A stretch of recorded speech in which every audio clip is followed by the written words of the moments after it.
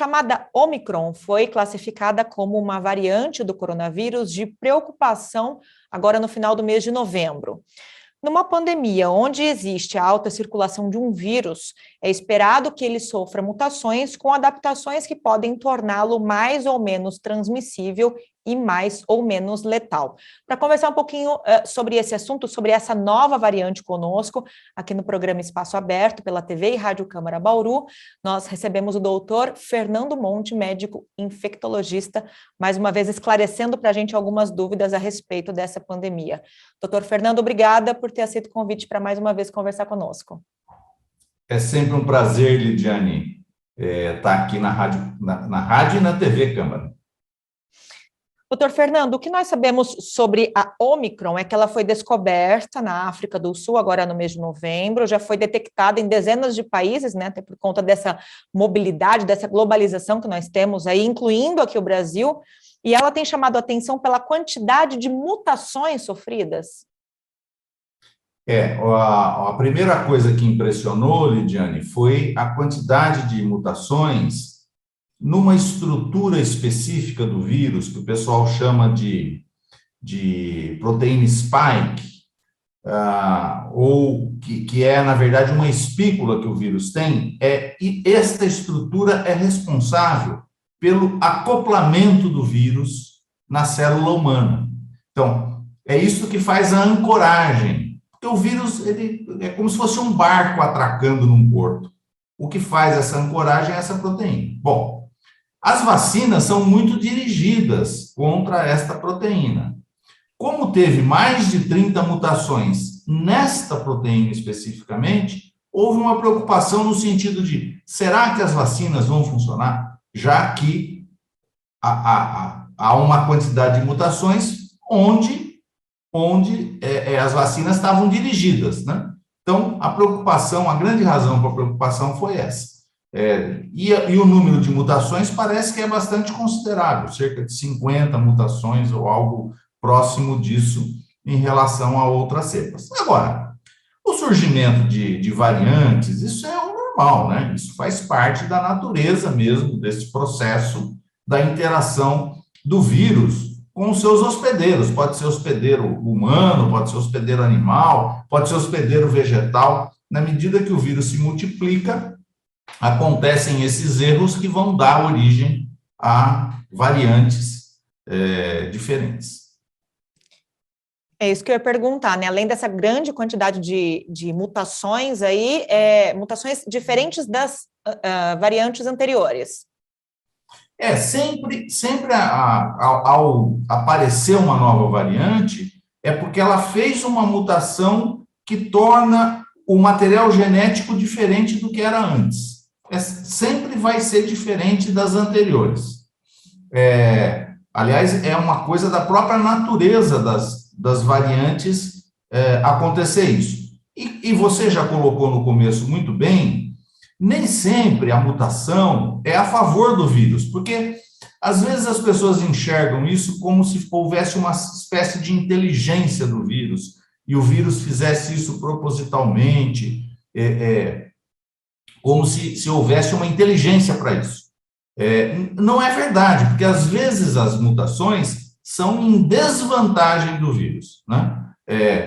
O que fica aparente para a gente, né, que é uma preocupação com uma doença humana, é que quando você tem uma mutação que aumenta a transmissão do vírus, né, favorece a transmissão do vírus, isto vai aparecer com maior enfoque, porque o vírus que se multiplica mais rápido tende a tomar lugar dos demais vírus que estão presentes na nossa realidade.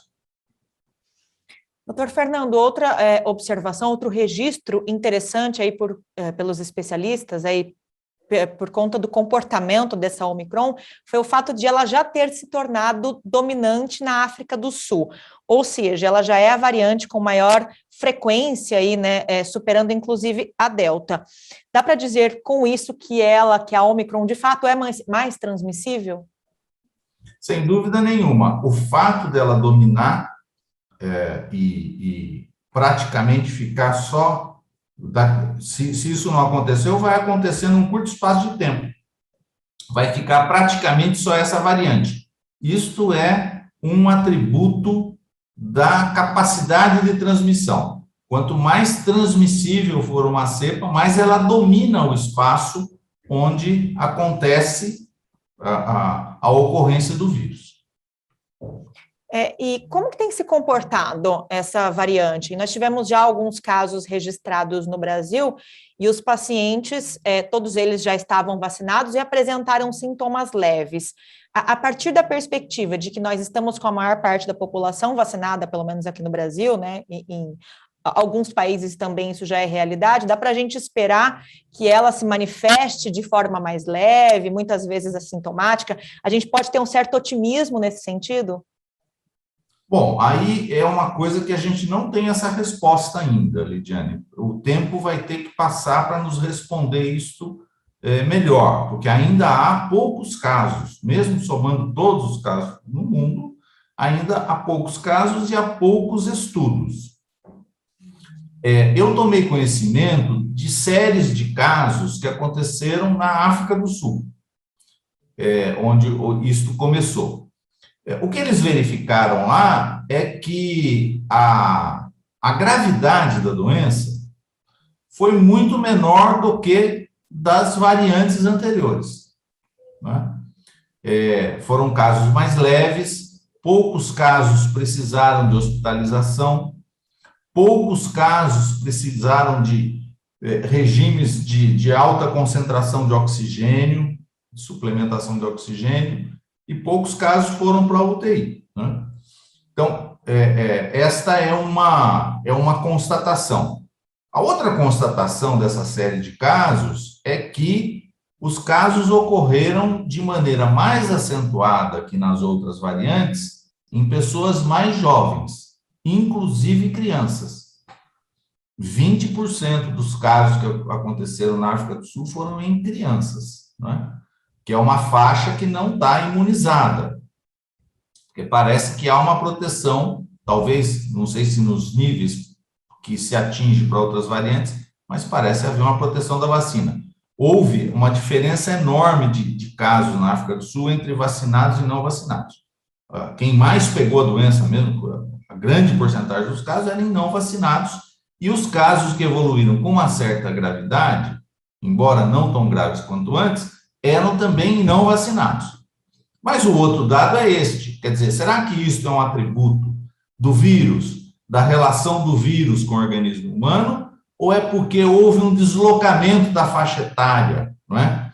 E a gravidade diminui porque são pessoas de uma faixa etária mais jovem, né? Isso não está claro ainda, os estudos vão ter que acontecer para que a gente saiba. Outra coisa que eu acho que a gente não pode descartar, nós estamos numa fase assim, a gente estava muito feliz, né? Muito contente, a situação estava melhorando bastante, e aí quando vem esta nova variante, a gente fica pensando assim, puxa vida, mas estava indo tudo tão bem, será que tudo vai voltar a ser como antes, vai ter as restrições de novo? E aí a gente torce para que a variante provoque o menos dano possível. Esta é uma expectativa dos nossos corações e mentes, né? Muito bem. Uma coisa que pode acontecer é o seguinte, independente de ter ou não uma virulência maior agora, é a própria Ômicron ter mutações que, embora insuficientes para causar uma outra variante, aumentem a gravidade da doença, né? Então, isso é uma coisa que pode acontecer. Nós temos que fazer tudo para que a gente não tenha transmissão da doença, a doença ocorrendo. Porque o que faz tudo acontecer, seja a gravidade, seja a quantidade de mortes e tal, é o volume de transmissão que a doença tem. Se a gente deixar no estágio que a gente está agora, a gente está reduzindo a transmissão da doença. Se isso continuar desta maneira, a possibilidade de eventos indesejáveis a partir disso é muito menor do que se a gente deixar. Veja, se a gente largar e a Ômicron se espalhar por alguma razão, se a vacina funcionar, a tendência é menor de se espalhar, mas tem áreas onde a vacinação não atingiu ainda os níveis que a gente gostaria. Então, se espalhar mais a Ômicron, aumenta a nossa preocupação. Se ela ficar mais contida, a nossa preocupação vai ser menor. E como você disse, o mundo, as pessoas circulam no mundo. Esta questão, por exemplo, que é um debate hoje de proibir, é porque veio de um determinado país, isso é uma bobagem, porque as pessoas circulam, a pessoa está num país, vai para outro país, e é desse outro país que vem para cá, enfim. Essa estratégia é difícil. Eu acho que a gente tinha que adotar mesmo como precaução o passaporte vacinal, que tem uma grande polêmica em torno disso. Doutor Fernando, essa nova variante surgiu, né, na África do Sul, e a gente sabe que os países africanos, muitos deles ainda estão com baixíssimas taxas de imunização, alguns deles com apenas 6, 7% da população vacinada com as 2 doses ou dose única. Isso, de alguma forma, tem causado alguma preocupação? O universo científico, né, o mundo científico, passa a olhar para esses países de uma outra forma? É responsabilidade de todos, inclusive dos países desenvolvidos, né, aqueles que foram os primeiros a adquirir e comprar as vacinas, naquela corrida, né, inicial pela vacinação, é responsabilidade desses países, inclusive, garantir a imunização dos outros países, dos países africanos. Afinal de contas, é ali que essa variante surgiu e outras também podem aparecer, né, doutor? Olha, Lidiane, essa é uma questão fundamental que você coloca, porque é o seguinte, baixa vacinação é igual a alta taxa de transmissão, que é igual a berçário de variantes. A relação é essa. Então, se a cobertura for baixa, vai transmitir muito, na medida que o vírus se multiplica, vão aparecer variantes.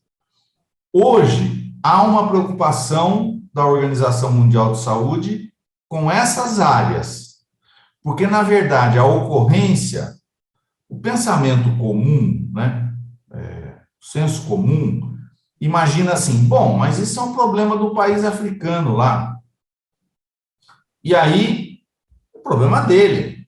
Não é problema dele. Enquanto não tiver população vacinada em nível suficiente nesse país, é um risco para o mundo. É o mundo que está em risco. Não é o próprio país que está vivendo isso. Então, eu acho que a tendência futura vai ser tanto a Organização Mundial de Saúde como os países desenvolvidos que tiverem essa capacidade colaborarem com os países que têm dificuldades a conseguir alta cobertura vacinal.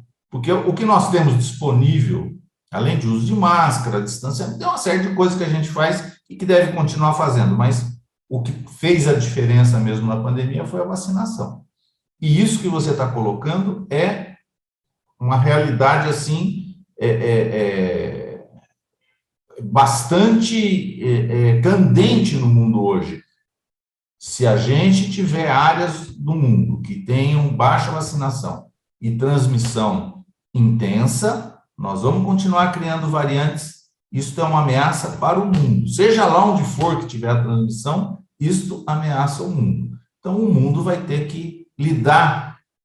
Aliás, tem hoje uma discussão na Organização Mundial de Saúde que o mundo vai ter que aprender a lidar de outra forma com as pandemias. Não dá mais para lidar com pandemias, porque se lidava muito focalizado em cada país.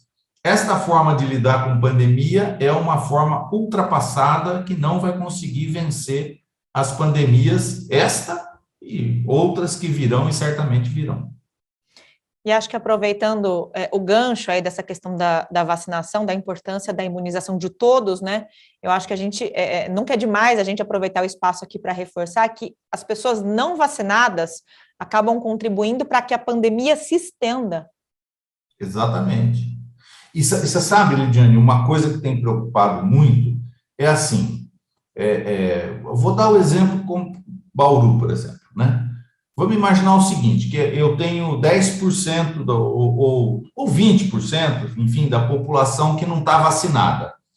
Se as pessoas que fazem parte desse 20% não vacinados tiverem espalhadas, salpicadas na cidade, você tem um lá na Bela Vista, você tem outro na Falcão, você vai ter outro lá na Ferradura, você tem outro no Gasparini, ou seja, estão espalhados desta maneira, tem pouco contato entre si, o risco é menor. Mas veja, o que nós estamos vendo é que estas frações da população que não estão vacinadas estão concentradas no mesmo espaço.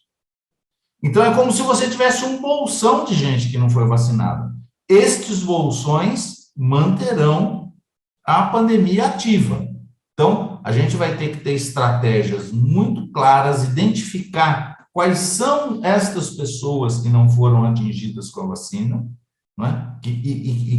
E analisar se elas estão concentradas e fazer um esforço específico para vacinar essas camadas. As pessoas têm que tomar vacina. O que vai fazer diferença é tomar vacina, tomar quantas doses foram recomendadas.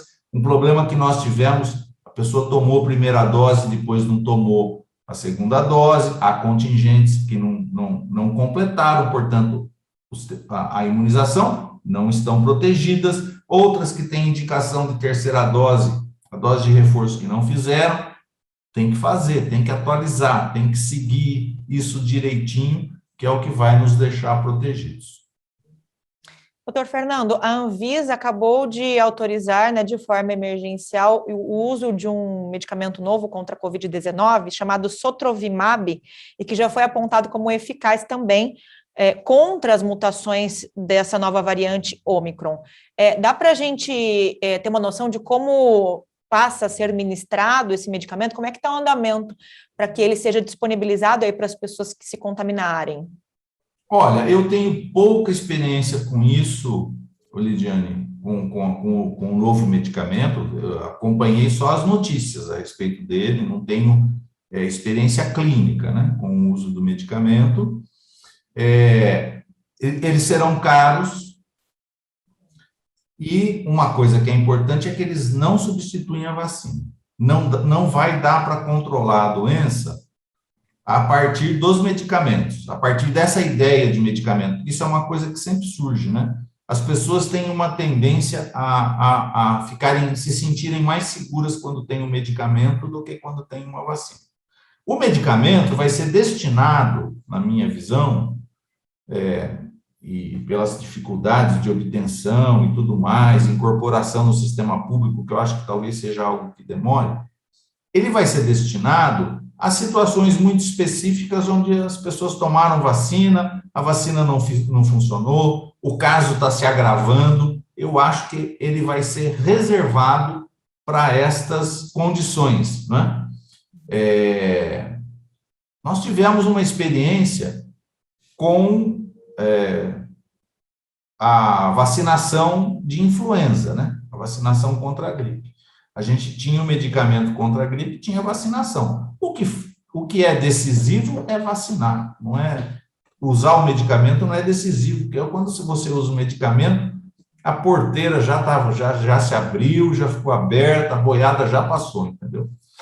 Então, eu acho que ele vai ter um uso limitado, mas, claro, qualquer alternativa terapêutica para uma coisa que nós não tínhamos nenhuma alternativa terapêutica é razão para comemoração. Bom, enquanto a gente vem acompanhando, né, essas notícias como uma forma de alerta para o aparecimento dessa nova variante Ômicron, ao mesmo tempo, alguns pesquisadores japoneses já vêm apontando que a variante Delta do coronavírus vem passando também por mutações, e o que eles chamam de mutações negativas, que na avaliação desses especialistas, e isso é uma realidade nesse momento no Japão, né, isso poderia significar um declínio significativo e até mesmo ir caminhando para sua extinção natural. Isso a gente pode... a gente sempre fica tentando buscar otimismo nessas notícias, né, doutor Fernando? Afinal de contas, são quase 2 anos sofrendo com as consequências, com os impactos da pandemia. Isso também é algo natural no processo de evolução de uma pandemia, de consolidação de um vírus, né, em meio às outras doenças que nós já conhecemos, já enfrentamos há tanto tempo. Dá para olhar aí com um certo otimismo esse tipo de notícia, de apontamento científico? Olha, todo o contato de um agente infeccioso com o ser humano A tendência dele é uma tendência, é ele ir diminuindo a gravidade da doença. Porque, claro, o ideal por um agente infeccioso não é matar o hospedeiro dele. Se ele mata o hospedeiro dele rapidamente, como espécie, ele também diminui a viabilidade, né? Então, a tendência da natureza é ir tendo adaptações onde ele vá convivendo com o hospedeiro. Bom, isso é uma realidade. Até como uma forma de sobrevivência do próprio vírus na natureza. Do próprio vírus. Esta ideia que você está trazendo e que os japoneses trouxeram, do vírus se enfraquecer e se extinguir por este processo, eu não acredito em absoluto nisso, porque você teria, veja, eu disse anteriormente, vamos pegar como que é um modelo para a gente entender por que isso é improvável que aconteça. Veja, vamos imaginar que você tem a mutação em desfavor do vírus, né? A mutação em desfavor do vírus vai fazer com que aquela variante que tem isso seja menos viável e, ao mesmo tempo, predomina a outra variante que é mais viável. Então, este modelo de, olha, vai tudo enfraquecer até desaparecer, você teria que ter a mesma mutação, o mesmo conjunto de mutações em todos os vírus. Mas isso é um contrassenso, porque já que o vírus que muta em seu desfavor não predomina. Ao contrário, ele deixa espaço para outra variante predominar.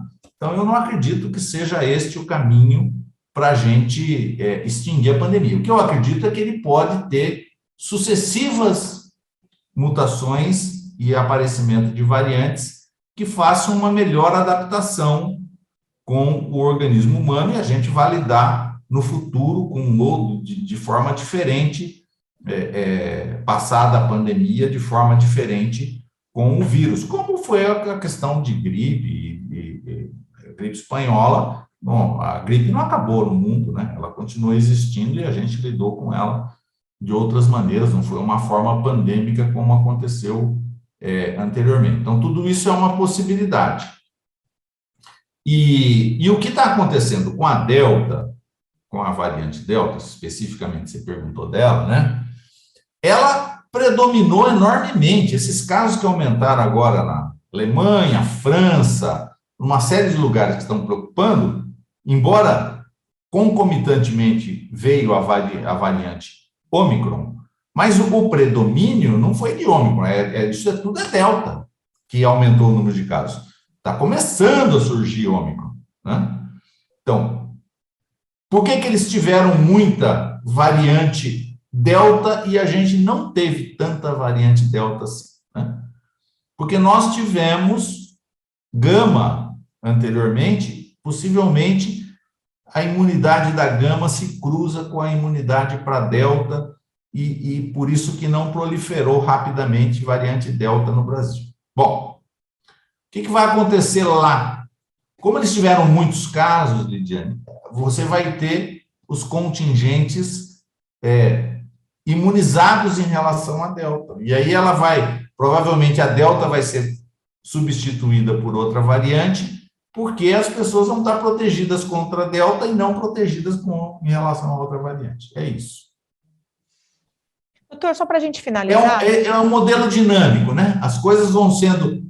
É o seguinte, na verdade, todo ser vivo quer viver, seja ele um vírus, seja o que for. Então, esta é uma disputa pela sobrevivência de espécies.